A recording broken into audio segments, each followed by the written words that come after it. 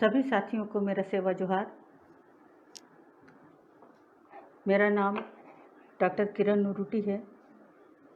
मैं छत्तीसगढ़ प्रांत के सुदूर बस्तर अंचल की रहने वाली हूँ। बस्तर में 70% जनसंख्या गौड़ों की है। गुणवाना दर्शन के सभी साथियों को मेरा सेवा जोहार तथा हास पेन मोतीरामन कंगाली जी और हास पेन सुनहेर सिंह तारम जी, जिन्होंने आदिवासियों की वाचक परंपरा को लिपिबद्ध कर साहित्य का रूप देकर आदिवासी समाज को गौरवान्वित किया, उन्हें भी मैं सेवा जोहार करती हूँ। मैं उषा किरण आतराम मैडम जी को तथा प्रमोद पोटाई जी को धन्यवाद देना चाहूँगी, जिन्होंने मुझे गुणवाना दर्शन में लाइव आने का मौका दिया। मैं गुणवाना दर्शन के सभी दर्शकों को सेवा जोहार करती हूँ और उस फड़ा पेन को सेवा जोहार करती हूँ आप तक पहुँचने। आज मैं के बारे में बताना चाहूँगी। गुणवाना समाज में हम पेन के बारे में बात करते हैं। पेन देव पूर्वज जो आज हमारे बीच नहीं है। हमारे गुणवाना समाज में कि ये जो पूर्वज हैं हमारे, वो हमारे आदर्श हैं। वो इसलिए आदर्श हैं क्योंकि उन्होंने प्रकृति के साथ सामंजस्य करके हमें प्रकृति में जीना सिखाया, प्रकृति के बीच जीना सिखाया। और ये जो परंपरा है या रीति रिवाज, सारी चीज़ों को हमको सिखाया, कैसे वो संघर्ष करके यहाँ तक पहुँचे और आज उन्होंने सामंजस्य बिठाकर ये स्थिति प्रदान की है हमें। हम सबसे पहले ये देखेंगे कि गांव से हम पेनों की शुरुआत करते हैं। गांव के पेन, फिर परगना के पेन, फिर हम गोत्र पेन और उसके साथ साथ हम हाना डुमा की बात करेंगे। तो सबसे पहले हम ये देखें कि एक गांव कैसे होता है।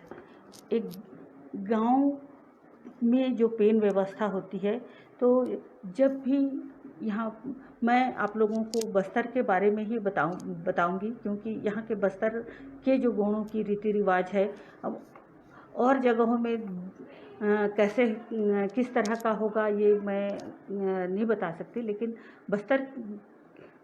बस्तर के लोगों का जो पेन व्यवस्था है वो किस तरह है, मैं वो आप लोगों को बताने वाली हूँ।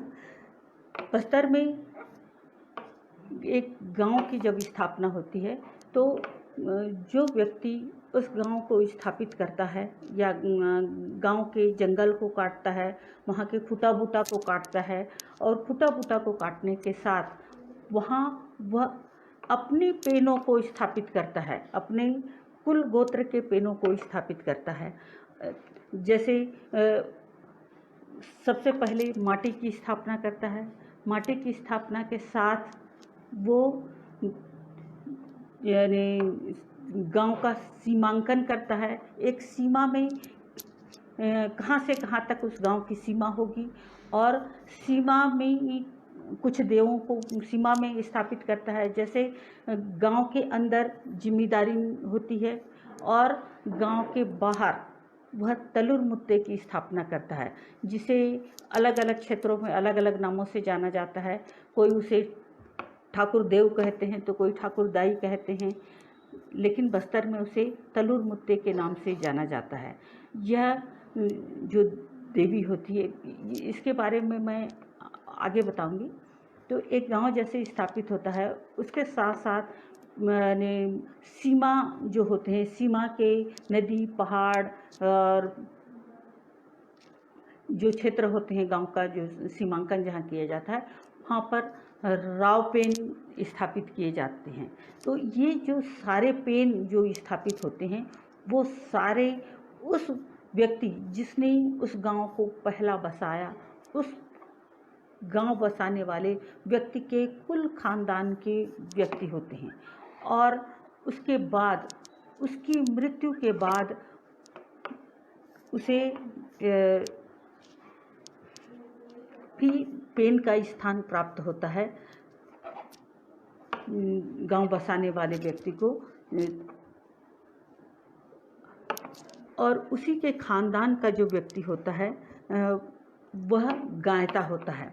और गायता प्रत्येक सामाजिक, आर्थिक, राजनीतिक, धार्मिक समस्त कार्यों का संचालन गायता के द्वारा किया जाता है, यानी आर्थिक, धार्मिक और सामाजिक कार्यों का। तो ये इस तरह के यानी पेन जो शक्तियाँ हैं, वो सारे पेन शक्तियाँ गायता को सहयोग करते हैं उसको गांव को चलाने के लिए। अब ये देखिए, एक गांव को चलाने वाले जो पेन यानी जो व्यक्ति होते हैं, वो कौन कौन होते हैं, हम पहले इसके बारे में चर्चा करें। एक होता है माझी। बस्तर में माझी जो बनाया गया है, तो वो राजा के द्वारा यानी पहले बनाया गया था। तो राजा ने अपने कार्य संचालन के लिए माझी की नियुक्ति की थी। और ये जो माझी होता है, वो क्योंकि बस्तर के जो जितने भी राजा थे वो आदिवासी नहीं थे और दूसरे यानी जाति के थे, तो उन्होंने यहाँ के आदिवासियों के ऊपर किस तरह से प्रशासन किया जाए या उन्हें अपने अनुसार कार्य में भागीदारी कर सकते हैं, इसलिए उन्होंने माझी को उनके ऊपर यानी गायता, पटेल, सिरहा, गुमिया जो गांव के प्रमुख थे, जो पूरे गांव को संचालित करते थे, उनके ऊपर उन्होंने माझी को नियुक्त किया। तो ये जो माझी है वो 30 से 40 गांव का एक माझी होता है। अभी भी ये माझी परंपरा वर्तमान में बस्तर में है और ये इनका प्रमुख होता है, यानी पटेल, भूम गायता, सिरहा, गुनिया, इनका प्रमुख होता है और गांव में इनका दखल भी है। ये राजनीतिक प्रमुख के रूप में हम इसे देखते हैं। दूसरा है पटेल। पटेल जो होता है, जिसे कई जगहों में आदिवासी न हो के दूसरे जाति का भी होते हैं, लेकिन ज़्यादातर जो होते हैं वो ठाकुर जो होते हैं, ठाकुर या पटेल जो होते हैं, वो गांव बसाने वाले कुल खानदान के ही व्यक्ति होते हैं।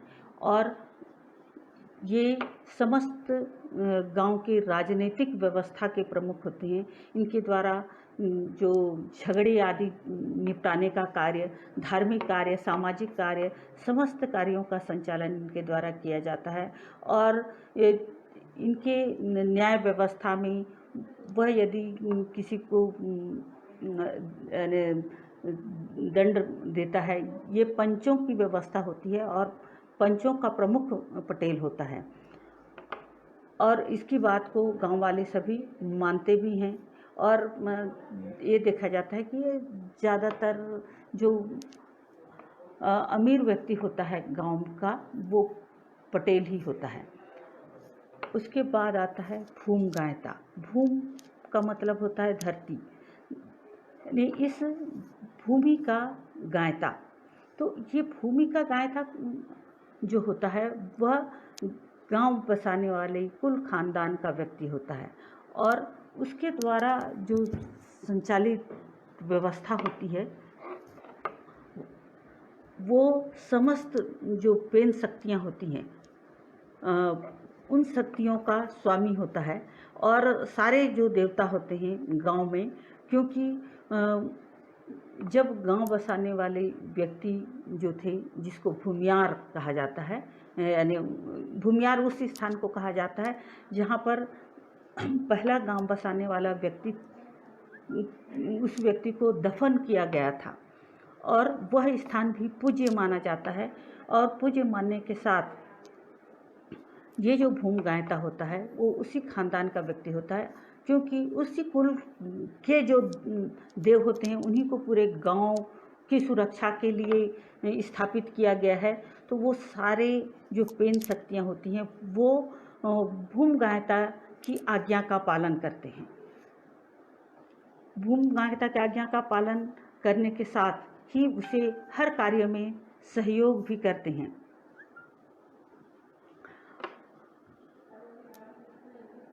उसके साथ होता है सिरहा। सिरहा जो होता है वह ऐसा व्यक्ति होता है जिसके ऊपर जो पेन शक्ति है वो आरूढ़ होकर आता है। यानी आदिवासियों में ये कहा जाता है कि न बल्कि हम इसलिए हम वास्तविक हैं क्योंकि हम अपने पेन से डायरेक्टली बात कर सकते हैं सिरहा के माध्यम से, यानी और हमारे ऊपर कोई भी समस्या आती है तो हम सिरहा के माध्यम से, जब पेन उसके ऊपर आरूढ़ होता है तो हमारी समस्या को बताते हैं और उसके समाधान के उपाय भी हम जान लेते हैं और उसी के अनुसार कार्य करते हैं। तो इस तरह से धार्मिक जो व्यवस्था है वो संचालित होती है हमारे गुणों की। उसके साथ होता है गुनिया। मैं भूम गायता के बारे में कुछ और बताना चाहती हूँ। भूम गायता जो होता है वो समस्त यानी भूमि से संबंधित समस्त कार्यों को संचालित करता है। और जब उसके पूर्वजों ने गांव बसाने का विचार किया था तब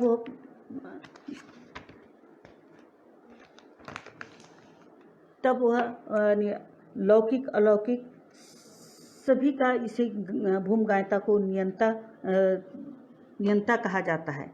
और ये जो शक्तिपुंज हैं, आदिवासियों के जो शक्तिपुंज हैं जिनको वो गांव में बसाते हैं, तो गांव में कौन कौन से देवी बसते हैं। एक तो सबसे पहले जिम्मेदारी, फिर खेती खार में खार बहारू, और जिम्मेदारी जो होती है वो यानी पूरे मनुष्यों के लिए होती है। गांव की सुरक्षा करने वाली देवी होती है, बीमारी आदि से सुरक्षा करने वाली देवी होती है, जानवरों की बीमारी से सुरक्षा करने वाली देवी होती है। और ये मवेशियों की सुरक्षा के लिए खड़का डांड वाली कहा जाता है, जिसे अन्य क्षेत्रों में भुकुर्रा भी कहा जाता है। उसी तरह पनघट में जलकन्या, और यानी वर्षा न हो तो उसके लिए भीमा देव या भीमा पेन जिसको कहा जाता है। उसके साथ साथ जन जीवन के लिए, जिसमें चींटी मकोड़े से लेकर हर जीव जंतु के लिए होती है तलुर मुत्ते। तलुर मुत्ते के साथ बाजार स्थल में हटियारिन होती है। और बस्तर में ये देखा जाता है कि जैसे मौली माता है, तो मौली माता पूर्व के जो राजा थे, नागवंशी राजा थे, उनकी कुल देवी थी। तो कुल देवी होने के कारण उसे हर मैंने जो मुख्य गांव थे उन गांवों में मौली माता को स्थापित किया। मौली माता का नाम मणिकेश्वरी था, जिसे लोग मौली माता के नाम से जानते हैं। और उसके साथ काकतीय वंश जब बस्तर में आया तो उन्होंने दंतेश्वरी की स्थापना की, और दंतेश्वरी भी प्रमुख प्रमुख गढ़ों में ही यानी इसकी स्थापना की गई है। और ये सभी की पूजा आराधना का कार्य भूम गायता का होता है। और उसी के साथ एक और पेन होता है कटरेंगाल। कटरेंगाल जिसको ये कहा जाता है कि ये तलुर मुत्ते से संबंधित है, और यह गायता का मार्गदर्शक होता है। ये गायता को रास्ता बताने वाला मार्गदर्शक होता है। और शादी आदि में जो मुंडा डारा काटा जाता है, यह मुंडा डारा भी ये कटरेंगाल के नाम से ही काटा जाता है। और ये सभी पेन शक्तियों और माताओं के आशीर्वाद के साथ ही गायता जो है वो अपने कार्य को संपन्न करता है। कभी कभी अगर गायता से कोई गलती हो जाती है तो गायता की गलती की सज़ा पूरे गांव को भुगतना पड़ता है, और यह तुरंत उसे स्वप्न द्वारा पता चल जाता है कि उसने क्या गलती की है। उसी के साथ साथ वो चेतावनी भी होती है कि उसके द्वारा क्या गलती किया जा रहा है। और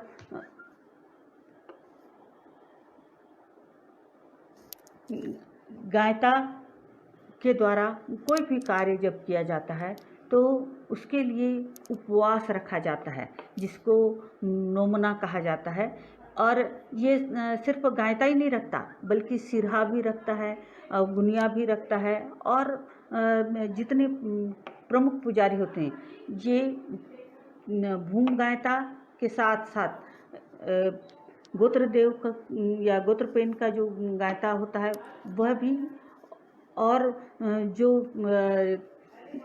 पूजा या गंगों से संबंधित जितने लोग होते हैं वो सारे इसमें सम्मिलित होते हैं, और सभी पूजा करते हैं, या कहना चाहिए उपवास रखते हैं। और उपवास जब भी कोई पर्व होता है तो हर पर्व गायता के अनुमति के बगैर नहीं होता, और गायता जो होता है वह मैंने पेनों से अनुमति लेता है कि मैं ये कार्य करना चाहता हूँ, और मैंने इस गांव के सुख समृद्धि के लिए मैंने ये उपवास रखा है। इस उपवास को सफल बनाने का कार्य आपका है माता, और ये आप भी कर सकती हो, और मेरा कुछ नहीं है, और आप लोगों के सहयोग के बगैर मैं कोई भी अच्छे कार्य नहीं कर सकता, या गांव की भलाई के लिए नहीं सोच सकता। तो इस तरह से गायता के द्वारा प्रार्थना की जाती है, और प्रार्थना करने के बाद ही यानी शाम को वह भोजन ग्रहण करता है। तो वह घर में भोजन नहीं ग्रहण करता, बल्कि वो पुरुषों के द्वारा बाहर बना हुआ भोजन ग्रहण करता है। तो ये इस तरह गायता हर कार्य में बहुत सावधानी बरतता है, हर कार्य के लिए सावधानी बरतता है। और ये भी देखा जाता है कि जब गायता यानी जो भूम गायता होता है उसका चुनाव, जब भूम गायता की मृत्यु हो जाती है तब उसका चुनाव होता है। तो चुनाव जब होता है गायता की, तो ये होता है कि उसके शुभ अशुभ विचार देखे जाते हैं, और जिम्मेदारी में आकर जिम्मेदारी में गांव के सभी लोग आते हैं, और जब अलग अलग रास्ते से आते हैं तो ये देखते हैं कि किस तरह का ये किया जा रहा है, कोई अशुभ घटना तो नहीं घटी, कोई जानवर रास्ता तो नहीं काटा, कोई खाली मटका को देखना या जानवर का रास्ता काटना आदि जो है, या उसी चिड़िया का रोना, ये सारा जो है अशुभ माना जाता है। और उसी के जगह भरा मटका जो है वो शुभ माना जाता है। उसी के साथ साथ उसी चिड़िया का चहकना आदि शुभ माना जाता है।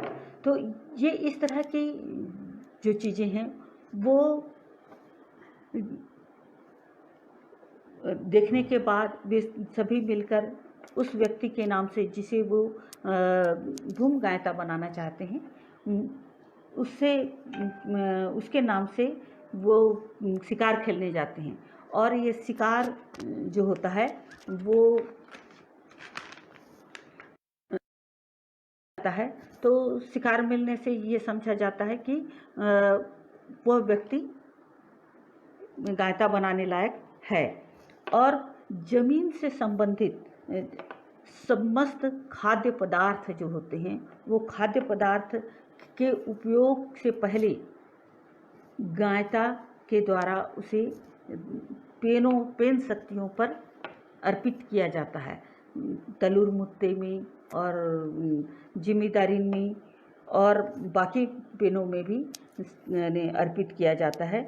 तो ये होता है कि जैसे सबसे पहले गांव में कोई फसल उगाना है तो फसल उगाने से पूर्व गायता के द्वारा ही पहले बोया जाता है। और जब फसल पक जाता है, तैयार हो जाता है तो ये पंडुम बनाकर पहले फसल काटने की शुरुआत गायता के द्वारा ही की जाती है। तो इस प्रकार धरती के सभी कष्टों को गायता द्वारा दूर किया जाता है। और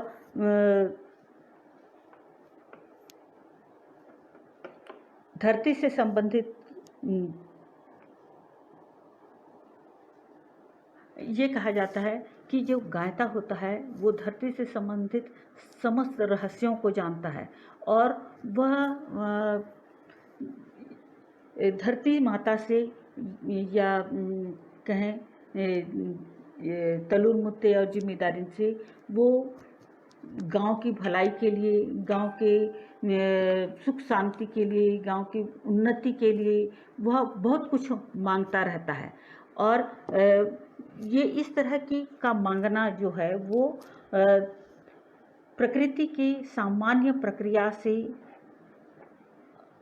अलग है, या कहना चाहिए सामान्य प्रक्रिया के विपरीत वह मांगता है। और क्योंकि वह प्रकृति के रहस्यों को के चक्रों को वह समझ चुका होता है, उन रहस्यों में घुस चुका होता है, तो ऐसे स्थिति में धीरे धीरे उसकी जो क्षमता है, जीवन क्षमता है, वह ख़त्म होने लगती है। और जो माटी पुजारी होता है वह बहुत दिनों तक जीवित नहीं रहता, वह धरती माता उसे अपने में समा लेती है, ऐसा माना जाता है।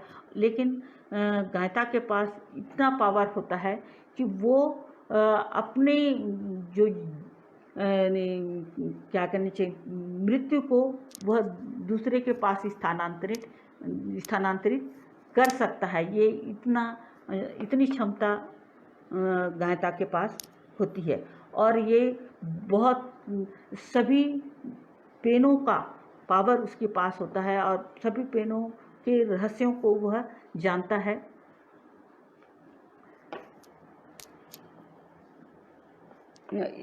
यदि अधिक हस्तक्षेप करने के कारण ही उसकी जीवन शक्ति समाप्त होती है, ऐसा माना जाता है। और सिरहा के बारे में मैंने बताया कि वह झाड़ फूंक करने वाला ओझा, या कहना चाहिए जिसके ऊपर पेन शक्ति आरूढ़ होती है, वह सिरहा होता है। और ये जो सिरहा होता है वह उसको वड्डे भी कहते हैं। और ये जो वड्डे होता है, किसी व्यक्ति की कोई परेशानी है या किसी व्यक्ति के द्वारा या गांव में कोई विपत्ति आ गई है, तो ऐसी स्थिति में पेन वड्डे, या कहना चाहिए सिरहा के ऊपर पेन शक्ति को आरूढ़ किया जाता है। और पेन शक्ति आरूढ़ होने के बाद उसके कष्टों को बताती है कि ये कष्ट उसको मिल रहे हैं तो किस कारण से मिल रहे हैं और इसका समाधान कैसे हो सकता है, ये जानकारी सिरहा के द्वारा बताया जाता है। सिरहा जब देवारूढ़ की अवस्था में होता है तो उसे अपने बारे में कोई ज्ञान नहीं होता और ज्ञान नहीं होने के कारण वह व्यक्ति जब सामान्य अवस्था में आता है तब उसे ज्ञान होता है कि उसने क्या क्या कहा। जब उसके ऊपर देवारूढ़ होता है तब वो इन सारी चीज़ों से वह अनभिज्ञ रहता है। और एक होता है गुनिया, यानी सिरहा को आह्वानित करने के लिए गुनिया के द्वारा क्या गुनिया उसको सिरहा को प्रस्तुत करता है और उसके द्वारा प्रश्न किया जाता है। दोनों ही आध्यात्मिक लोक में चले जाते हैं और उसके बाद वो दोनों एक दूसरे की बातों को, यानी गुनिया जो है वो सांसारिक स्थिति में रहते हुए भी आध्यात्मिक लोक में चला जाता है और सिरहा आध्यात्मिक लोक में रहकर उनकी समस्याओं का समाधान करता है और ये इसी धरातल में रहकर वो उनसे प्रश्न पूछता है और उन समस्याओं का समाधान करने का प्रयास करता है। अब ये देखें कि सिरहा, गुनिया, गायता और उसमें एक है पेन गायता। पेन गायता जो होता है वो भूम गायता को क्या कहा जाता है, कड़री गायता भी कहा जाता है। तो ये कड़री गायता से पेन गायता अलग होता है। ये किसी गोत्र देवता के पेन का पुजारी होता है या पेन शक्ति का गायता होता है। तो वह भी आध्यात्मिक लोक में विचरण करने वाला व्यक्ति होता है और उसके पास भी उस जिस पेन का वो पुजारी है उससे संबंधित समस्त जानकारियाँ उसे होती हैं और ये जो पेन शक्तियाँ हैं उन्हें सपने के माध्यम से हो या अन्य माध्यम से हो बहुत सारी जानकारियाँ उनको देते रहते हैं। और ये जो शक्तियाँ हैं, ये पेन गायता जो होता है ये मानवेतर रहस्यों को जानता है। उसके साथ साथ इस गायता की जब मृत्यु हो जाती है तो तुरंत गायता नहीं चुना जाता, बल्कि इस गायता के लिए भी शिकार खेलने का कार्य होता है। और उसके साथ साथ ये भी होता है कि जैसे शिकार खेलने गए तो शिकार खेलने गए और उसे नहीं मिला तो उपवास रहकर शिकार खेलने जाते हैं और उसके बाद भी उन्हें कोई जानवर नहीं मिला तो फिर दूसरे दिन तीसरे दिन शिकार खेला जाता है और शिकार खेलने के बाद भी अगर नहीं मिला तो उसे 1 वर्ष के लिए पोस्टपोन कर दिया जाता है कि अब वो अगले वर्ष नया गायता चुना जाएगा।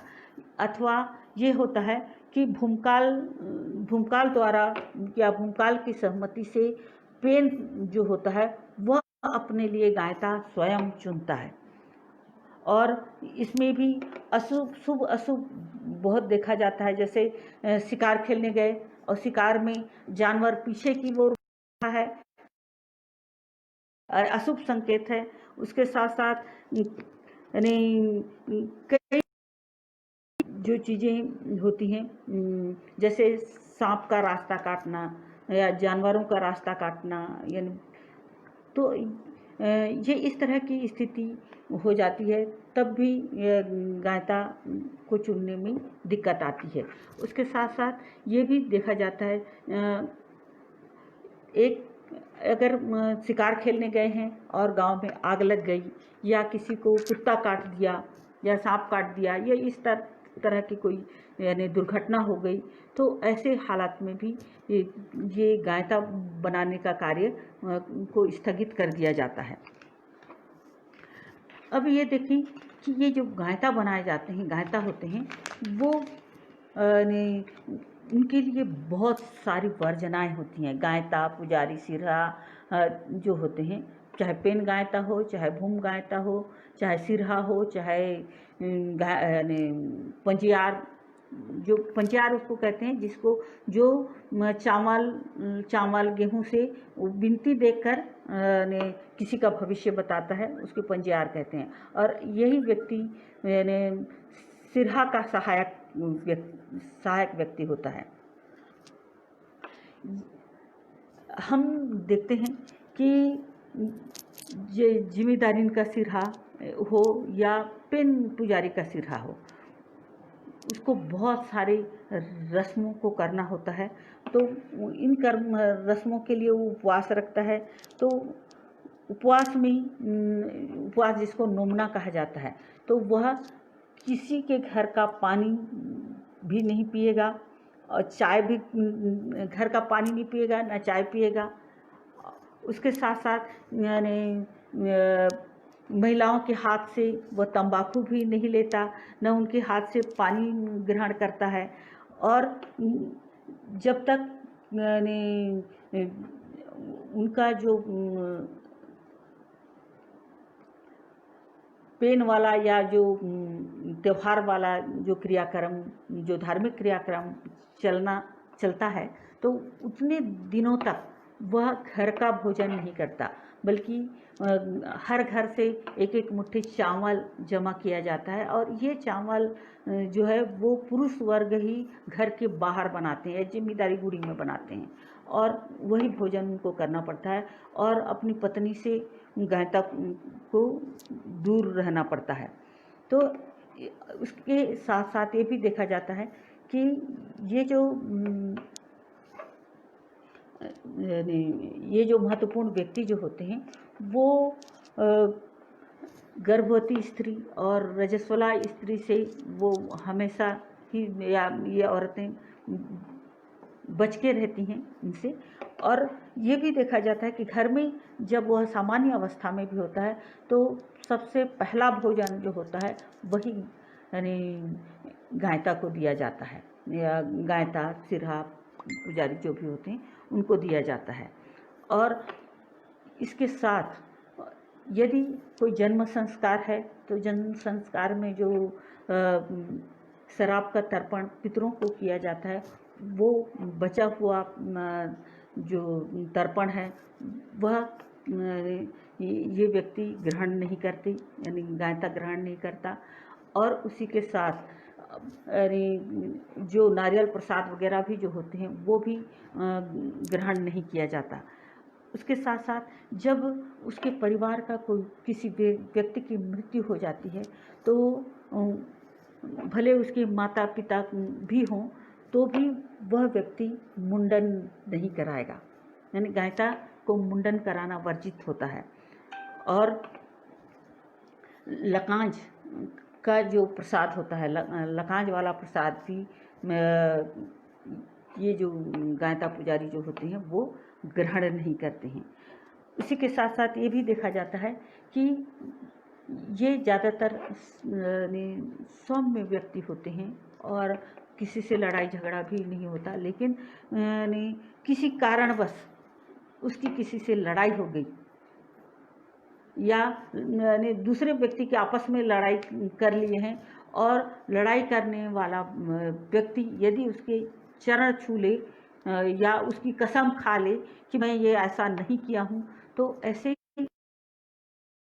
गांव में बाधा आने की स्थिति होती है।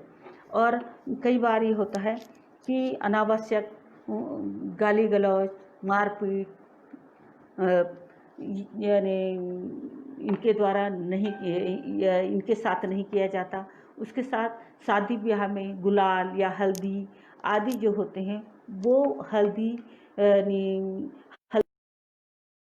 जो है वो ये गायता पुजारी के ऊपर नहीं डाला जाता है, जिससे ये इन वर्जनाओं का यदि उल्लंघन करता है तो इससे समाज में या गांव में परेशानियों का सामना करना पड़ सकता है।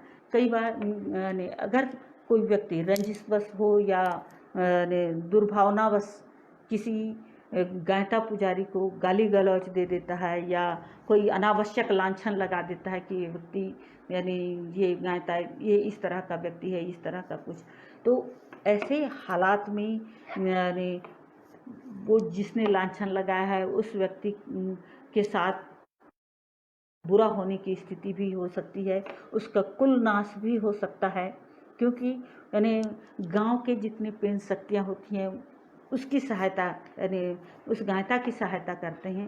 तो ऐसे में वो जो लांछन लगाया है उस व्यक्ति को गांव छोड़कर भागने की स्थिति भी आ सकती है या उसके कुल नाश होने की स्थिति भी आ सकती है।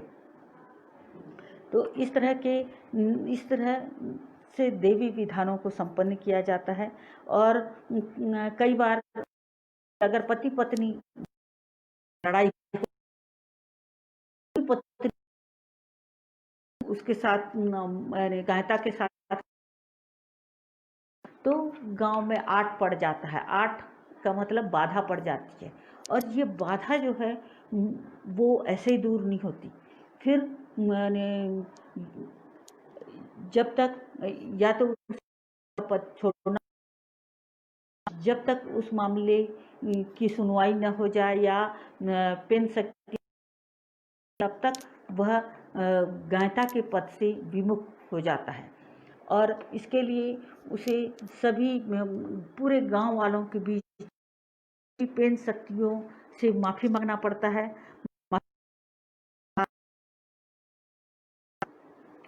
ये भी होता है कि उसका परिवार दोष निवारण कर उसका शुद्धिकरण है, तब फिर से वह पुजारी का काम या कहना चाहिए गायता का काम फिर से करता है। तो इस तरह ये जो यानी गांव की व्यवस्था है, गांव की जो पेन शक्तियाँ हैं वो यानी पूरे गांव को चलाते हैं, और इनके ऊपर ही यानी संपूर्ण व्यवस्था का भार होता है। उसके साथ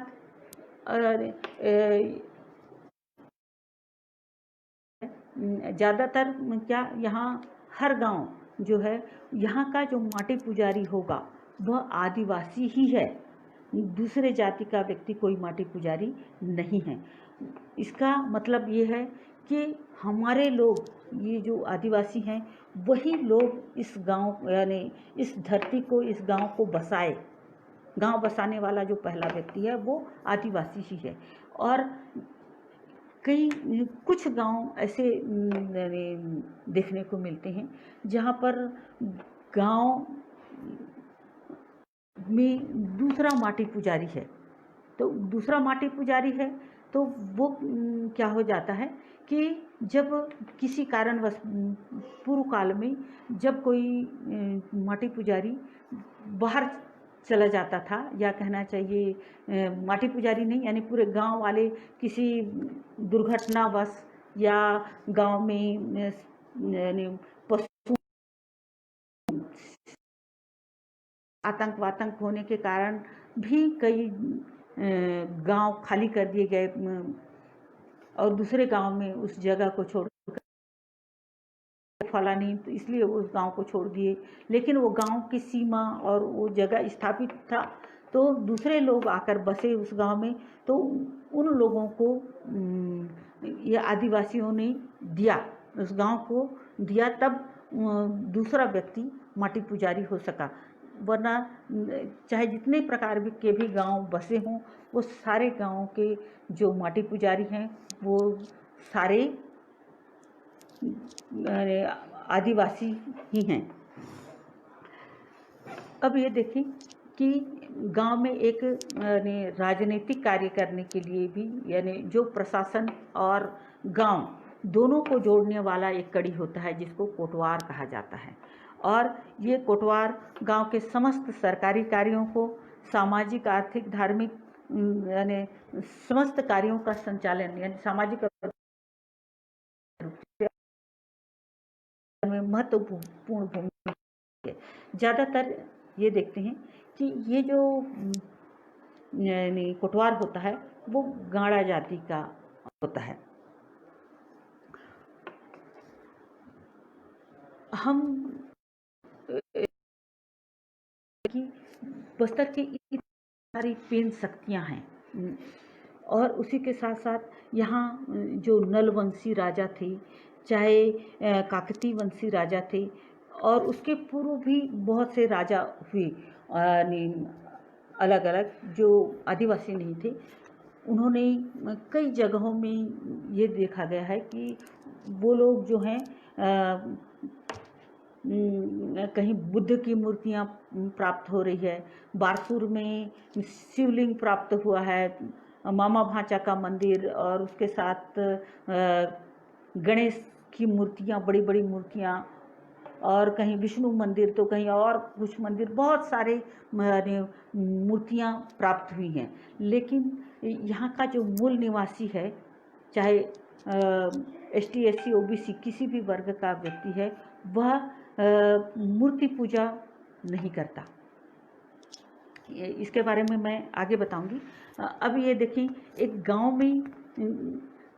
गांव में जो लोग रहते हैं, यहाँ पूर्व काल से ये इस तरह की व्यवस्था रही है कि ये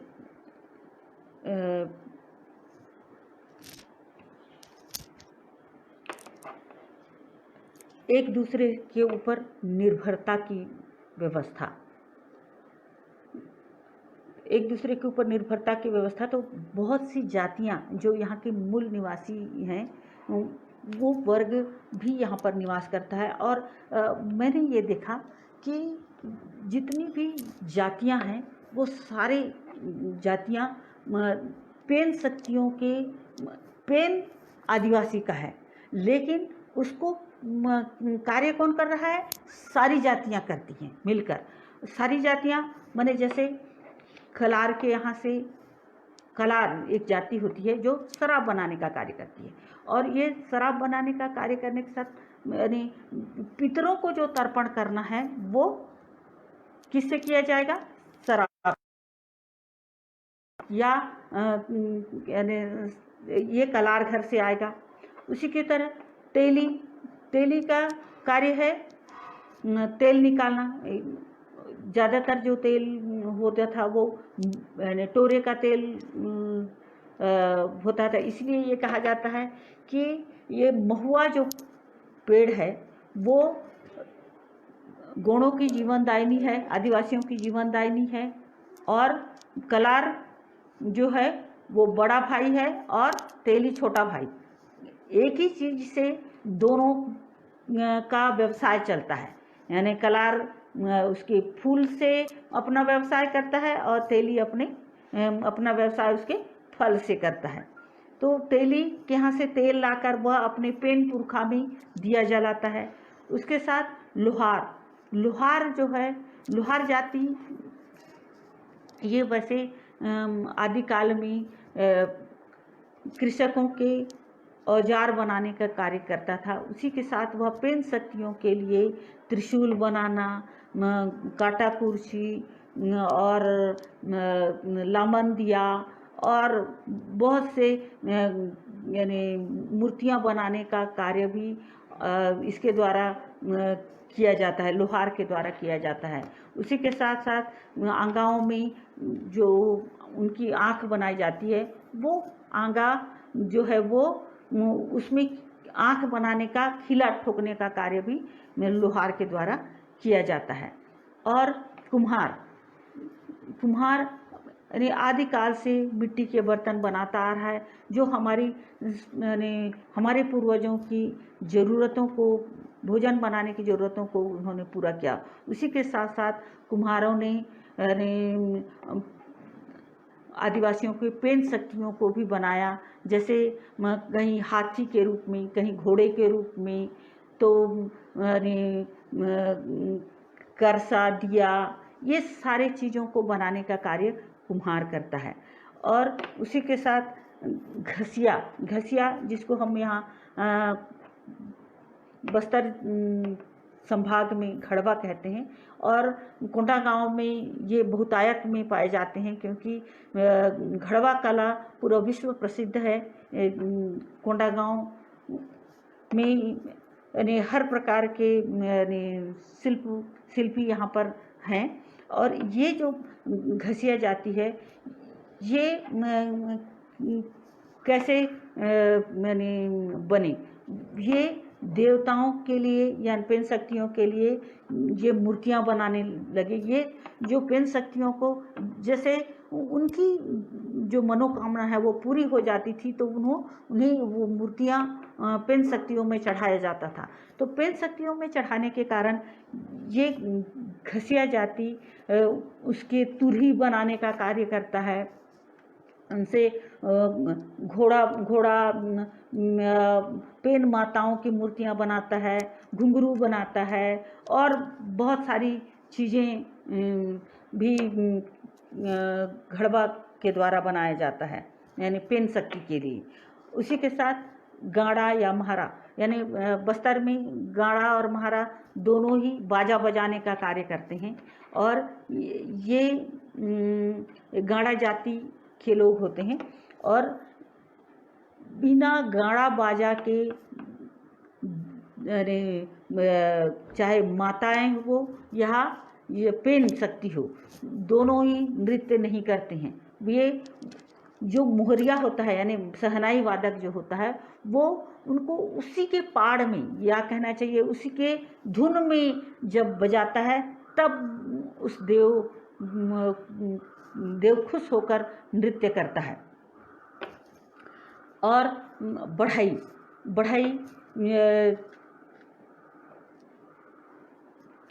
बढ़ई जो होता है वह पीढ़ा बनाने का कार्य करता है। देव कुर्सी बनाता है, देव झूला बनाता है। यानी जो जिम्मेदारी माता जिन्हें चिखला माता भी कहा जाता है, तो जिम्मेदारी माता का जो झूला गड़ा होता है उसमें खीला लगा हुआ झूला होता है, तो उसको बनाने का कार्य भी बढ़ई करता है। और कोष्टा जाति कपड़ा बुनने का कार्य करता है। और ये कोष्टा जो होते हैं वो देव से संबंधित जो ध्वज बनाए जाते हैं ये कोष्टा के द्वारा बुने गए ध्वज ही काम आते हैं। और ये जो दुकान से खरीदा हुआ कपड़े का उपयोग प्रायः नहीं किया जाता ध्वज बनाने के लिए। और गोत्र देवता का जो ध्वज होता है वह एक पालों का होता है और जिसमें यानी उसके प्रतीक चिन्ह होते हैं। ज़्यादातर बस्तर के जो देवों के प्रतीक चिन्ह हैं वो यानी ये जो ध्वज होते हैं वो महाराष्ट्र के मारकंडा से लाया जाता है और वहाँ स्पेशली उसमें चित्र भी बनाया जाता है, कितने गोत्र के में कितने भाई हैं, उनका टोटम चिन्ह क्या है, वो सारा ध्वज को देखकर ही पता चल जाता है।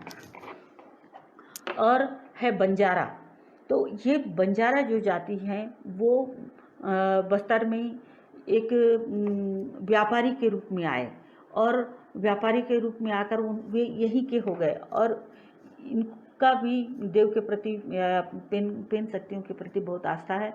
उनके द्वारा यानी इनके वस्त्र तैयार किए जाते हैं। जैसे माताओं के वस्त्र जो है उसमें कौड़ी गूँथना, कांच बनाना, कांच डालना, कौड़ी गूँथना, वो सारे यानी उसको सजाने का कार्य माताओं के लहंगे और चोली को सजाने का कार्य बंजारा जाति के द्वारा किया जाता है। उसके साथ साथ गोडिंदेव जिसको पेंड्रामणि भी कहा जाता है, उसका गुप्पा उनका प्रतीक चिन्ह है, जो बांस की टोकनी होती है उसको भी इसके कांच और कौड़ियों से सजाया जाता है। तो यह कार्य भी बंजारा जाति के द्वारा ही किया जाता है। राउत एक ऐसा जाति है जो वैसे गाय चराने का कार्य करता है, लेकिन पेन शक्ति में इसका ये योगदान है कि वह व्यक्ति उस व्यक्ति के द्वारा लाया गया पानी यानी इसमें पेन शक्तियों को नहलाया जाता है। और सोनार यानी पेन शक्तियों के जैसे आंगा, डांग, डोली, इसके लिए जो वह गहने बनाए जाते हैं, वो सारे गहने ज़्यादातर गाँव में ही गहने पहनाए जाते हैं। तो ये गहने चाहे पट्टा के रूप में हो चाहे और जो भी है, वो सारे गहने सोनार के द्वारा बनाया जाता है। और आंगा का श्रृंगार भी सोनार के द्वारा ही किया जाता है। और है मरार। मरार हर पर्व में फूल माला पहनाने का कार्य मरार के द्वारा ही किया जाता है। यानी माली जो है वो पेन शक्तियों के लिए माला की व्यवस्था करेगा, फूल की व्यवस्था करेगा। और एक जाति है पठारी। पठारी जो है वह देवताओं का गुणगान करने वाला व्यक्ति होता है। और ये गायता पुजारी की श्रेणी में रहने वाला है, लेकिन यह इसके सारे कार्य गोत्र यानी इस सब कुछ गुण जैसा ही है। और यह व्यक्ति देवता का पुजारी माना जाता है, या कहना चाहिए उसकी स्तुति करने वाला। समस्त हर जगह कहीं कहीं पर मैंने दक्षिण बस्तर में देखा कि वहाँ पर एक डालगुंडा यानी वंशावली, देवताओं की वंशावली थी, तो उसको उन्होंने डालगुंडा को रखा। और उसके बाद उस डालगुंडा के अनुसार वो गाना गा के पूरे वंश का इतिहास उन्होंने बताया। तो ये जो पठारी जो होते हैं, ये यानी वंश के गुणगान करता ना भी हो, लेकिन ये पठारी सब कुछ जानता है।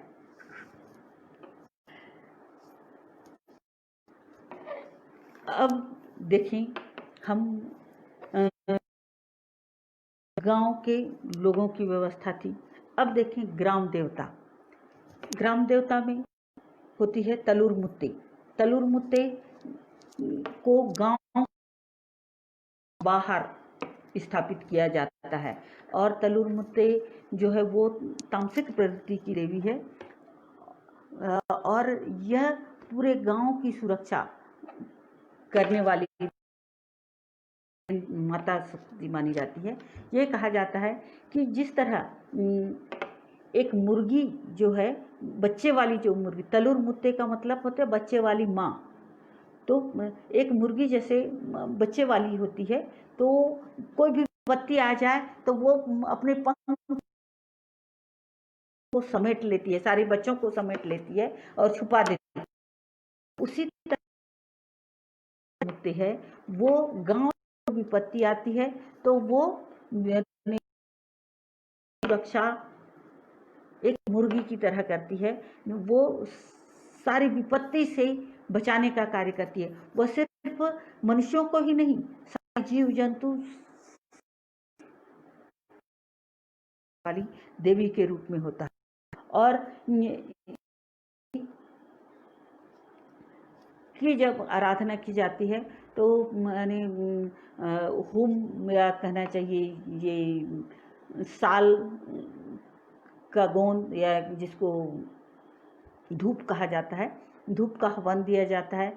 और चावल चढ़ाया जाता है, लेकिन वो चावल कूटा हुआ, मशीन का कूटा हुआ या हाथ का कूटा, पुरुषों द्वारा पत्थर में या लकड़ी से रगड़कर या हाथ से छीलकर उस चावल को तैयार किया जाता है। वह चावल उसको तैयार दिया जाता है। ज़्यादा ये जो माता है उसको हेसांग में, मरकापंडुम में, बीजापंडुम, अमुस या पुनांग में के अवसर पर हम याद करते हैं, यानी इसकी गोंगो किया जाता है।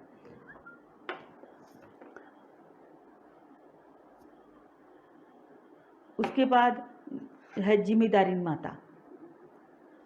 जिम्मेदारी जिसको छिकला माता भी कहा है। छिकला माता, छिकला कीचड़ को चिखला कहा जाता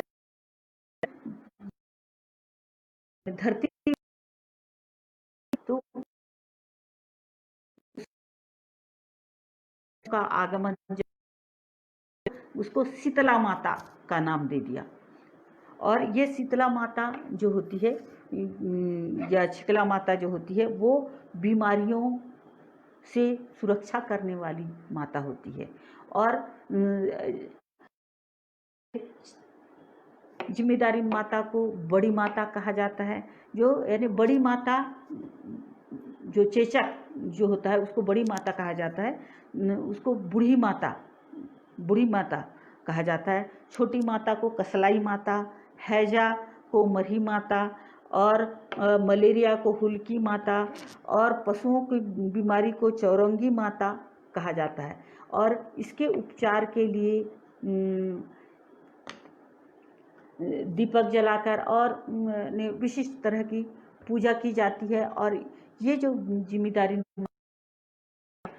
जब कोई माता या जो होता है, किसी को माता आ जाता है तो वो उसे किसी प्रकार का एलोपैथी दवाई नहीं दी है, और उसके नीम पत्ती से जो गायता पुजारी जो होता है, जिम्मेदारी का पुजारी होता है, वो उसके चरण पखारता है और उसको शांत होने की प्रार्थना करता है।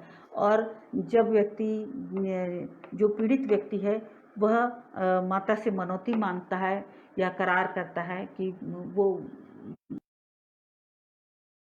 तो जब है तो पहुँचाने में वह चीज़ अर्पित करता है। ये भी कहा जाता है कि हम के जो देवता ही हम पूजा नहीं करते, बल्कि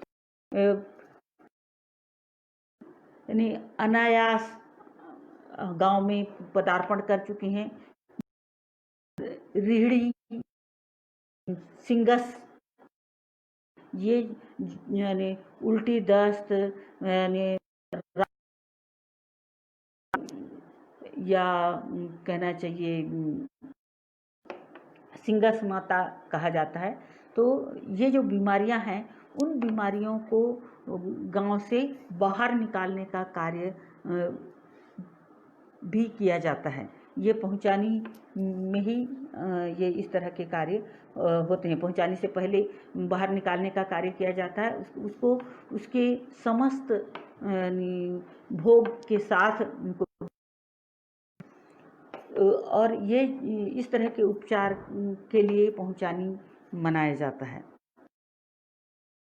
मैं पहले भी आप लोगों को बता चुकी हूँ, एक कटरेगाल पेन होता है जो गायता का प्रदर्शक होता है और गायता के हर कार्य में उसकी सहायता करता है। और ये जो कटरेगाल है वो तलुर मुत्ते से संबंधित होता है, और तलुर मुत्ते जैसे गांव की सेवा करती है, गांव को सुरक्षित करती है, वैसे ही तलुर मुत्ते कटरेगाल जो है वो गायता को पथ प्रदर्शन करता है कि किस चीज़ के लिए उसे किस तरह का कार्य करना होगा और किस तरह से वह गांव की समस्या का समाधान कर सकता है। मैंने आप लोगों को पहले भी बताया है कि जो मौली माता है, मौली जो नागवंशी जो राजा थे उनकी कुल देवी थी, जिसे यहाँ के जो गढ़ थे उन जगहों में इसकी स्थापना की। गढ़ माने जो आदिवासी जो शुरुआत में पहले आए और उन्होंने एक गढ़ किला का निर्माण किया, तो गढ़ वो ज़्यादातर हमारे पहाड़ों में पहले ज़माने में रहा करते थे अपने आप को सुरक्षित रखने के लिए। तो सुरक्षित रखने के ये जो गढ़ और वहाँ पर बसाए, अपने आप को वहाँ स्थापित किए। स्थापित करने के बाद उन्होंने माता को, जो मौली माता है, उसे उन्होंने स्थापित किया। अब भले गांव बिछड़ भी गए, बिखर भी गए होंगे, लेकिन वो जो मौली माता की स्थापना जहाँ की गई थी वहीं वह माता स्थापित है, जिसकी पूजा विशिष्ट अवसरों पर किया जाता है। और ये जो पूजा भी सभी लोग नहीं करते, इसमें सभी लोगों का प्रवेश वर्जित होता है। इस यानी गोंगों में इसमें सिर्फ विवाहित पुरुष ही पूजा करते हैं, महिलाओं का उस ओर जाना वर्जित होता है। कुंवारे लोगों का भी जाना वर्जित होता है। यह कभी कभी यानी कई सालों में ये विशिष्ट पूजा को किया जाता है। और ये जो देवी है यह तीव्र प्रकृति की तामसिक देवी मानी जाती है। और कई गांव में यह हटियारिन के रूप में भी मानी जाती है। ये जिम्मेदारिन जो गुड़ी होता है, जिम्मेदारिन गुड़ी, उस गुड़ी के सामने में एक खूंटा के रूप में उसको स्थापित किया गया है। हाँ, एक बात और बताऊं आप लोगों को, जिम्मेदारिन की कोई मूर्ति नहीं होती है, बल्कि एक प्रतीक के रूप में पत्थर को रखा जाता है और उसे ही जिम्मेदारिन माता के रूप में स्थापित किया गया है सारे गांव में। अभी बड़े जो शहरी प्रभाव जहाँ पर पड़ा हुआ है, वहाँ पर उसे मूर्ति के रूप में यानी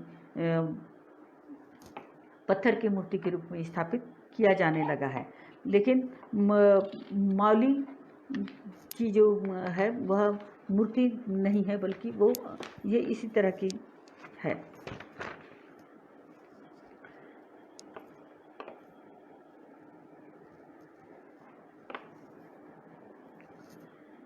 गायता के कुल में जब लोग माने बसे थे, तब उनकी सुरक्षा के लिए जो किलेबंदी की गई थी, तो उस किलेबंदी के बाहर मौली माता को स्थापित किया गया था। और एक पेन है भीमाल पेन, और भीमाल पेन को यानी ऐसा नहीं है, ये सारी जो यानी देवियाँ हैं, देवी और पेन शक्तियाँ हैं, वो सिर्फ आदिवासी ही नहीं मानता, बल्कि गांव का हर व्यक्ति उसको मानता है, उसकी आराधना करता है।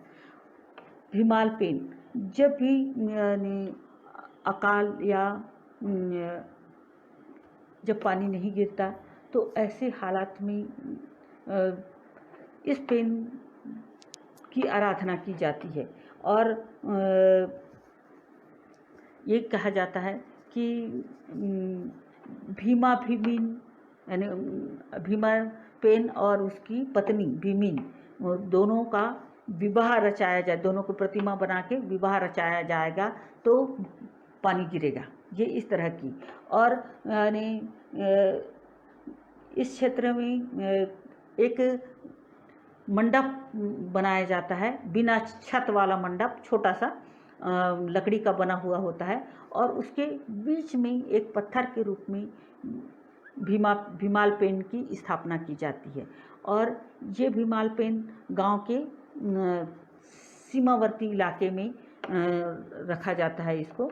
और यह जो पेन है, जब इसकी आराधना की जाती है, जब पानी नहीं गिरता है तब की जाती है, तो ये सब उसके गोंगों की सारी वस्तुएं पूरे गांव के लोग लेकर जाते हैं। और गोंगो करने के बाद उसके ऊपर एक बाल्टी गोबर घोल के डाल देते हैं, और डालने के बाद उसको ये कहा जाता है कि देखो, हम आपको यदि शर्म आएगी तो आप अपने आप को धोगी। और ये देखा गया है प्रायः कि वो लोग अपने घर तक वापस आते पानी गिरने लगता है। और यानी ये इसका इन शक्तियों, ये पेन शक्तियाँ बहुत शक्तिशाली हैं, और इनके द्वारा ये इस तरह का किया जाता है। कहीं पर ये खूंटा के रूप में है, तो कहीं पत्थर के रूप में, तो लेकिन सभी गांव में भीमाल पेन की स्थापना की जाती है। उसी के साथ गांव में जल कन्याओं की भी पूजा की जाती है। तो ये जल कन्या जो है, नदी, तालाब या झील जो हैं, उन स्थानों पर जल कन्याओं का वास माना जाता है, उस स्थानों को पूजा जाता है। और जब भी कोई तालाब खोदना हो या मछली पकड़ना हो तो जल कन्याओं की पूजा की जाती है। ये भी कहा जाता है कि जो सल्फी का वृक्ष होता है उसे भी जल कन्या माना जाता है। और जल कन्याओं, चूँकि सल्फी को जल कन्या माना जाता है तो उसको जब काटा जाता है सल्फी को, तो उसके पहले उसकी गोंगो की जाती है और उस गोंगो में जो भी उसके से संबंधित चीज़ें अर्पित करना हो वो अर्पित करने के बाद ही वो काट सकता है। और काटने वाला कोई भी दूसरा व्यक्ति यदि काटेगा तो वो सल्फी आना बंद हो जाएगा। तो इस तरह इसमें भी यानी पेन शक्तियों का वास। और उसके साथ वो जो पुजारी जो गायता होता है उससे जब सल्फी काटना होता है तो वो व्यक्ति ये पता लगाता है कि ये जो सल्फी का पेड़ है वो किस स्थान से लाया गया और वहाँ पर कौन सी जल कन्याएँ हैं। तो उन जल कन्याओं के साथ वो संबंध मिलाता है और मिलाने जल स्रोत को का मिलान करता है, तब वो यानी सल्फी के पेड़ से सल्फी आना चालू होता है। उसी के साथ साथ ये भी देखा जाता है कि जैसे जल कन्याओं को हल्दी लगना या गंदगी पसंद नहीं होती, ये कहा जाता है। जल कन्याओं का स्थान को साफ रखा जाता है। लेकिन विवाह के अवसर पर बहुत हल्दी खेला जाता है और दूल्हा दुल्हन को भी हल्दी लगाया जाता है। उनको जो पहनाया जाने वाला छिंद का मौर जो कहा जाता है, छिंद का मौर, वो मौर में भी हल्दी लगा हुआ है, उसके कपड़ों में भी हल्दी लगता है। और लोग भी दूल्हा दुल्हन के अलावा और लोग भी जो हैं वो लोग भी हल्दी खेलते हैं और नहाते हैं, नदी या तालाब में ही नहाते हैं, जल स्रोत में ही नहाते हैं। तो उसके पहले जो विवाह होने से पहले गायता के द्वारा जल कन्याओं की पूजा की जाती है। और जल कन्याओं की पूजा के पश्चात वो ये क्या कर उनसे माफ़ी मांग लेता है कि जो भी गलती होगी वो उसके लिए आप माफ़ी करना। और इसी कारण है कि जब दूल्हा दुल्हन बने होते हैं या शादी के समय पूर्व काल में वाहन तो हुआ नहीं करते थे, लोग पैदल ही जाया करते थे। तो नदियों में दूल्हा दुल्हन को गोद में उठाकर नदी पार कराया जाता था। और यदि जूते बनाने वाले चमड़े छीले जाते थे, चमड़े को भी भिगाने के लिए भी पानी में चमड़ा भिगाया जाता। तो पानी में चमड़ा भिगाने से पानी अशुद्ध होता है, तो उसके लिए भी चमड़ा भिगाने वाला पहले उसको क्षमा याचना करता है और उससे प्रार्थना करता है कि मुझे इसके लिए क्षमा कर दो, मेरी मजबूरी है, मैं इस तरह के यानी कार्य कर रहा हूँ, इस तरह।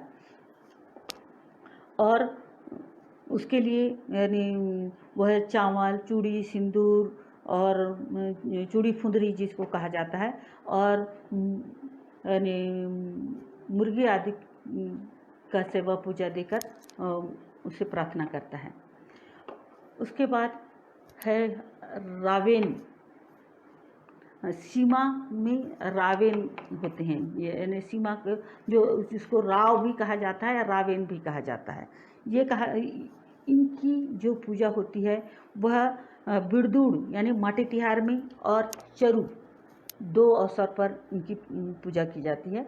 ये जो होते हैं ये सीमा रक्षक देव होते हैं, यानी गांव की जितनी सीमा होती है उसके चारों दिशाओं में यानी इन पेनों का वास होता है और इन पेन को स्थापित किया जाता है। ये भी वो गायता के पूर्वज के कुल के पेन हैं जिनको राव के रूप में स्थापित किया गया है।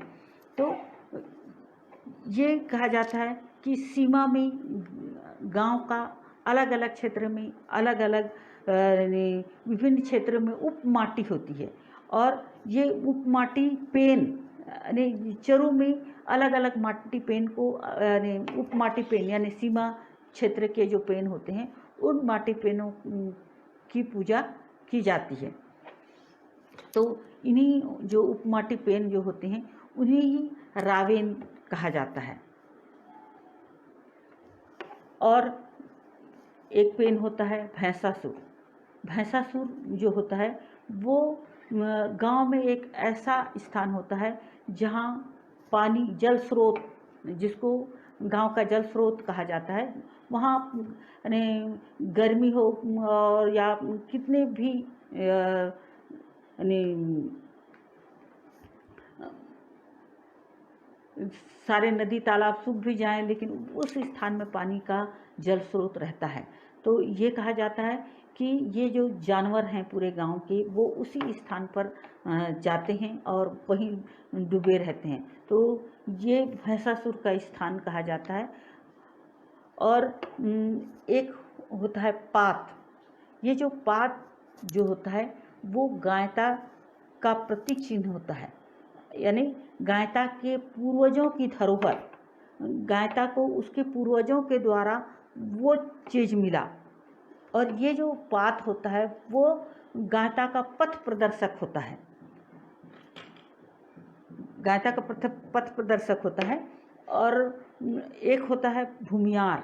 भूमियार मैंने आप लोगों को पहले ही बताया कि जिस व्यक्ति ने उस गांव को का खुटा बूटा या कहना चाहिए जंगल काट कर उस गांव को बसाया, उस गांव को बसाने वाले जो व्यक्ति की मृत्यु हो जाती है तो जिस स्थान पर उसे दफन किया जाता है, उसके यानी कुल खानदान को दफन किया जाता है, वह स्थान भूमियार कहलाता है।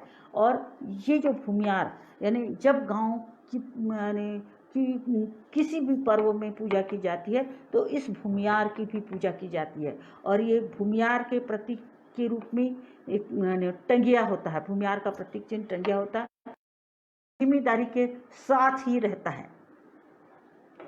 टंगिया इसलिए कि उसी टंगिया से उन्होंने इस गांव को बसाया, काट कर, जंगल को काट कर उसने इस गांव को बसाया था। और इसमें तोरण बांधा था। इस गांव यानी तोरण बांधना मानी उस गांव का सीमांकन करना।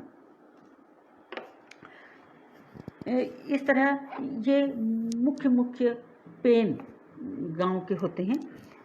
और अब देखते हैं कि इनके गोंगो कार्य क्या क्या होते हैं। यानी ये इतने प्रकार के तो पेन शक्तियाँ हुई। अब इनके गोंगो कार्य, एक तो ये कि एक खटला, खटला जो होता है जब भी कोई व्यक्ति किसी कार्य में फंस जाता है या किसी के ऊपर कोई विपत्ति आ जाती है या गांव में कोई विपत्ति आती है तो वो माध्यम से उसके जाना जाता है, जाने कारण का इस तरह से होगा, ये देखा जाता है होगा। और वो सीधा बता देता है कि वो इस तरह इसका निदान इस तरह से होगा। तो सिरहा पुजारी और घर का व्यक्ति और गांव के प्रमुख व्यक्ति जो हैं वो गांव की सीमा के बाहर जाते हैं और वहाँ पर उसकी पूजा पूजा को करते हैं। और क्या जो भी सेवा पूजा देने का है, चाहे वो मुर्गी हो, बकरा हो, भेड़, जो भी चीज़ का देने का हो, तो वो सीमा के बाहर खटला में किया जाता है। और उसमें सिर्फ पुरुष वर्ग ही जाते हैं और वहाँ महिलाओं का जाना वर्जित है। उसके ये भी देखा जाता है कि कई बार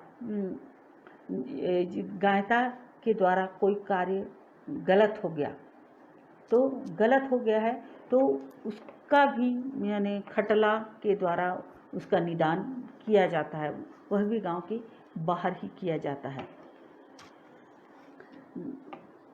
कई बार ये देखा जाता है कि कोई व्यक्ति, किसी व्यक्ति को शेर ने खा दिया या किसी जानवर को शेर ने खा दिया तो उसका भी खटला किया जाता है। वो उस स्थान पर जाया जाता है जहाँ पर शेर ने उस जानवर को खाया, तो वहाँ पर एक पैरे वैरे का एक शेर बनाया जाता है और उसका उसको खींचा जाता है, यानी उसको घसीटते हुए ले जाते हैं। और दुआलतित ये इस तरह का, ये एक तरह का टोटका किया जाता है ताकि जानवरों जो जंगली जानवर है वो हमारे घरेलू जानवरों को न खाए। तो ये इस तरह के बहुत सारे टोटके होते हैं।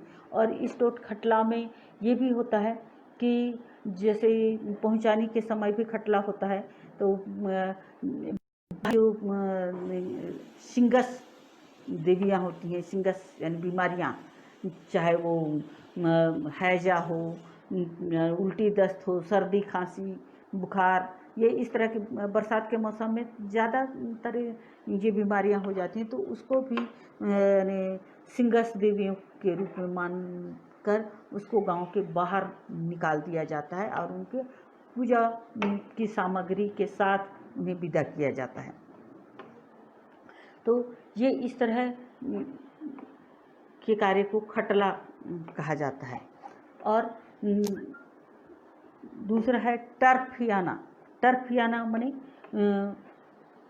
जब भी कोई गांव के लोग जो होते हैं वो नाचने आदि के लिए, जैसे पुष्कोलांग के लिए हो, चाहे महिलाएं दियाड़ नाचने के लिए हो, चाहे अन्य किसी कार्यक्रम में सामूहिक रूप से गांव के बाहर जाया जाता है, तो गायता जो होता है वो उनको सीमा तक छोड़ने जाता है और सीमा में जाकर वो सात आंवला के छल्ले बनाता है और बाकी तरह के चावल दाल आदि छिड़क कर सीमा में उनके सकुशल वापस आने के लिए तलुल मुत्ते और जिम्मेदारी से प्रार्थना करता है कि वो जो जा रहे हैं वो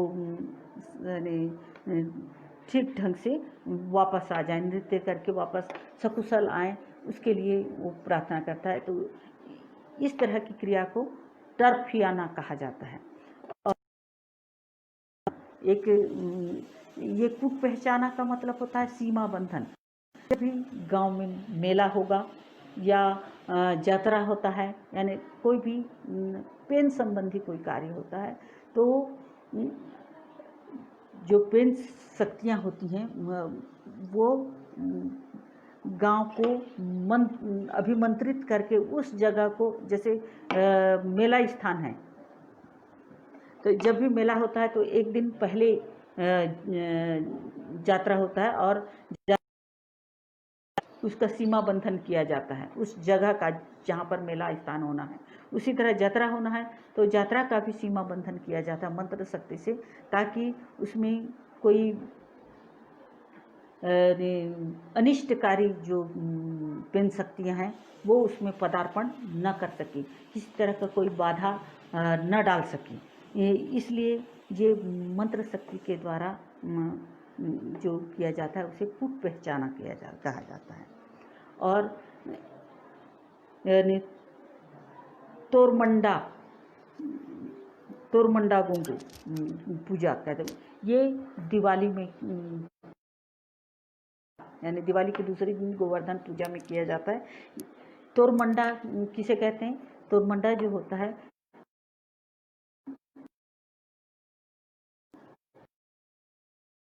दोपहर के समय जानवरों को जहाँ पर रखा जाता है और वो गोठान वाला जो स्थान होता है, गोठान को तोरमंडा कहा जाता है। और वहाँ पर मवेशियों की सुरक्षा करने के लिए एक देव स्थापित होता है, पेन शक्ति स्थापित होती है, जिसे भुकुर्रा देव या सहाड़ा देव भी कहा जाता है। तो इस शक्ति की पूजा दिवाली के अवसर पर की जाती है। और है एक चूहका गोंगो। चूहका पहले चूका को बता दूं मैं। तो चूका क्या होता है कि गांव पहले ज़माने में एक एक व्यक्तियों के पास 100 करीब जानवर हुआ करते थे, बहुत बहुत से जानवर होते थे, और उन जानवरों के लिए वो यानी छत नहीं बनाता था, बल्कि बस घेरा लगा के रखता था। और इन जानवरों के बहुत से यानी इन जानवरों को यानी जब चराने वराने जाते थे, तो ये जो जानवर थे वो एक स्थान पर, अभी भी हर जानवर एक ऐसे स्थान को खोजते हैं जहाँ पर कि मिट्टी नमकीन हो, यानी पीली मिट्टी जो नमकीन होती है, उस मिट्टी को खाने समस्त जानवर उस ओर भागते हैं। तो ये कहा जाता है कि ये जो चूका जो स्थान है, वहाँ पर जल कन्याओं का वास होता है, और वहाँ पर यानी उनके खुर से जो गड्ढा होता है, तो उस गड्ढे में जो पानी आता है, वह पानी जो है वो नमकीन मिट्टी के कारण वो बहुत मीठा हो जाता है, और मीठा होने के कारण जानवर उसे चूसते हैं। चूसने से हो गया ये चूका। तो इसकी पूजा यानी पूर्व काल में ऐसे स्थान बहुत से जानवर हुआ करते थे, और वो जो चरवाहा होता था वो बहुत ज़्यादा ध्यान नहीं दे पाता था सभी जानवरों को। तो ऐसे स्थानों पर जो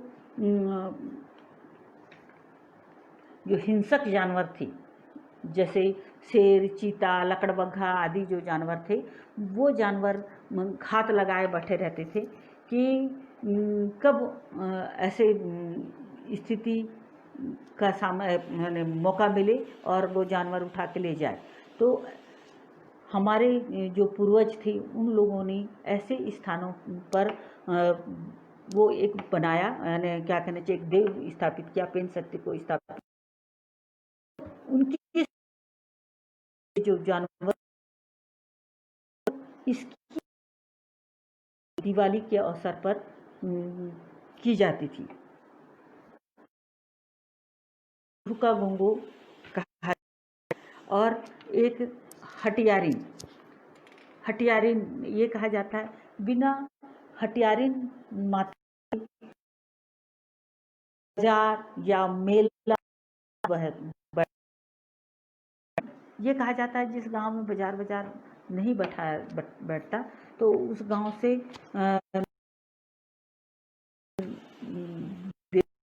चोरी करके लाया जाता है, चोरी करके वहाँ स्थापित किया जाता है। वैसे उसके मूल रूप में रहता ही है, लेकिन वह चोरी होकर यहाँ भी आ जाता है, और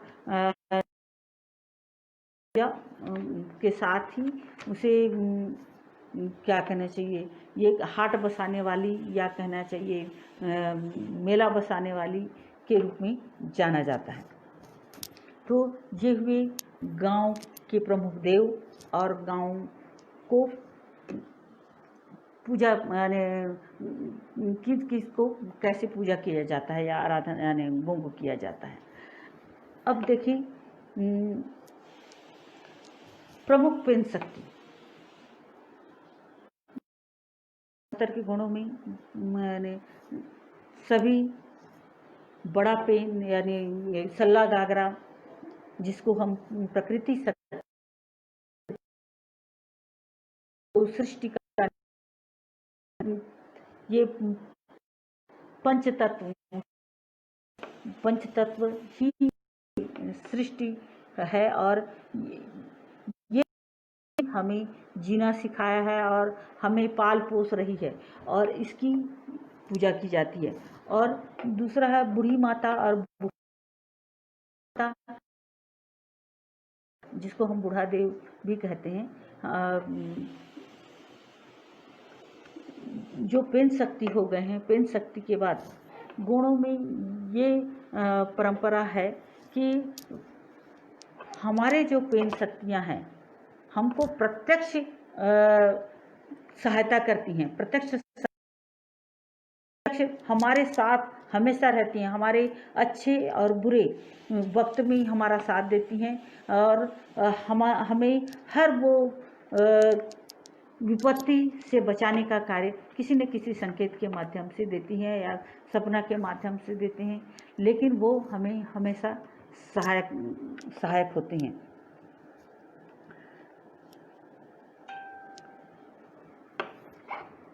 ये जो यानी जिसको हम हानाडुमा पेन जो कहते हैं, हाना का मतलब जो यानी मृत्यु को प्राप्त हो गए, यानी हार्ट पेन हो गए, और डूमा माने भूत, यानी हम लोग हमारे पूर्वजों को जो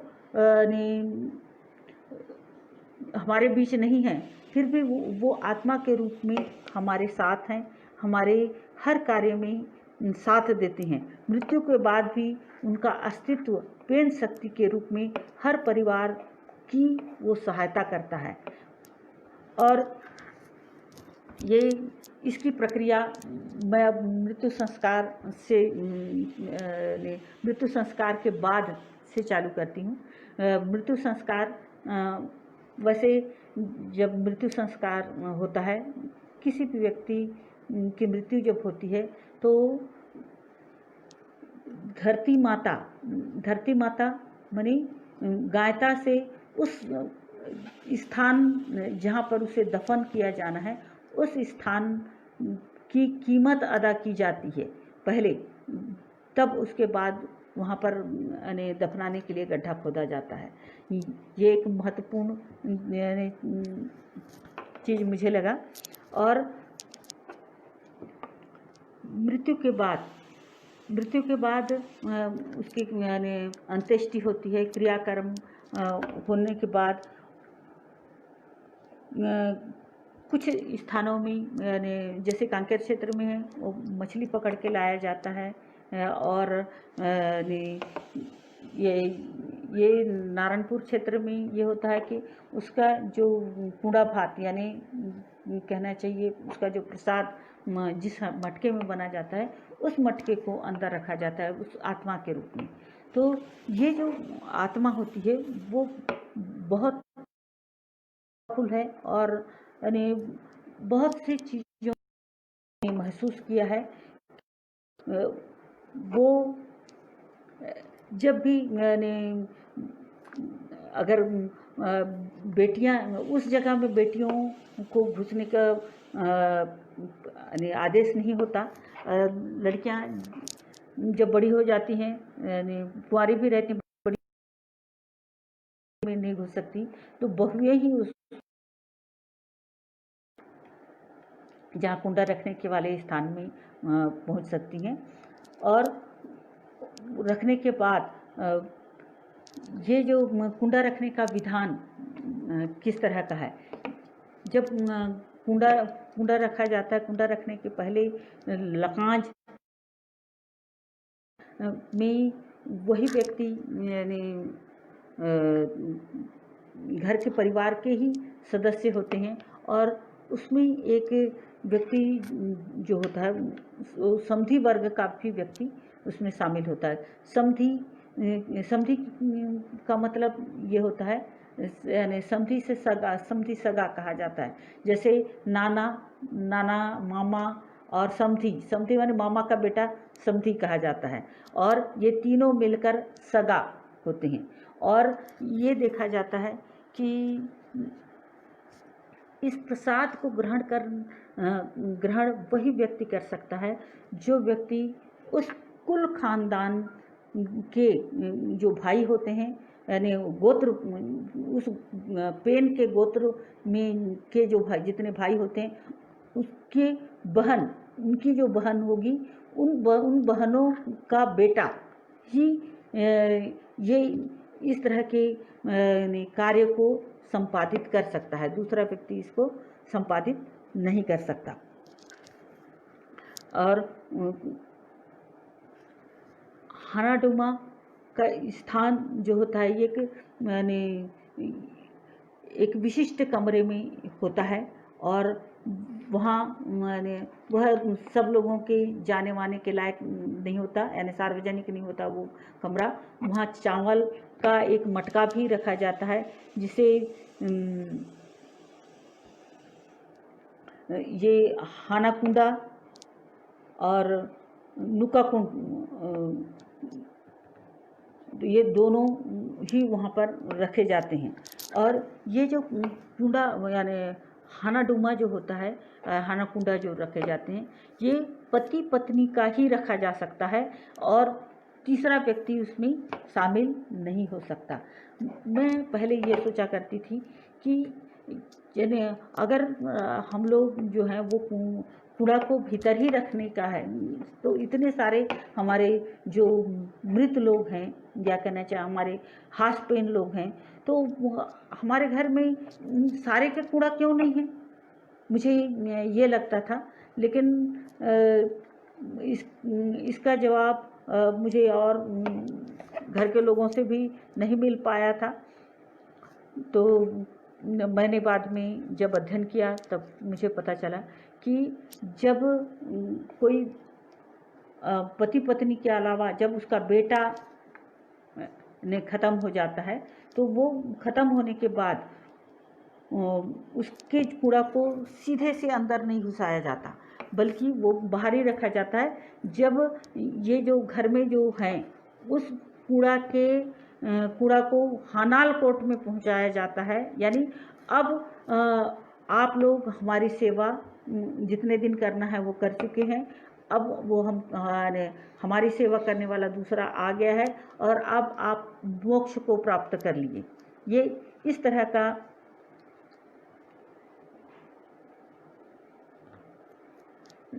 इस तरह की बातें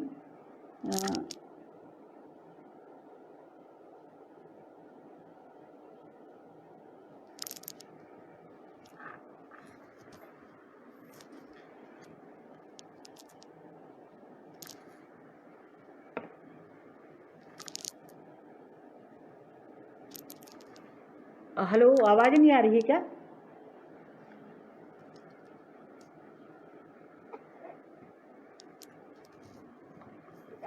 इस तरह की बातों के आधार पर ये यानी हानाडुमा को रखा जाता है। और उसके बाद हनालकोट में समावेश के साथ यानी बस्तर में एक ऐसी परंपरा भी देखी जा रही है, वाचिंग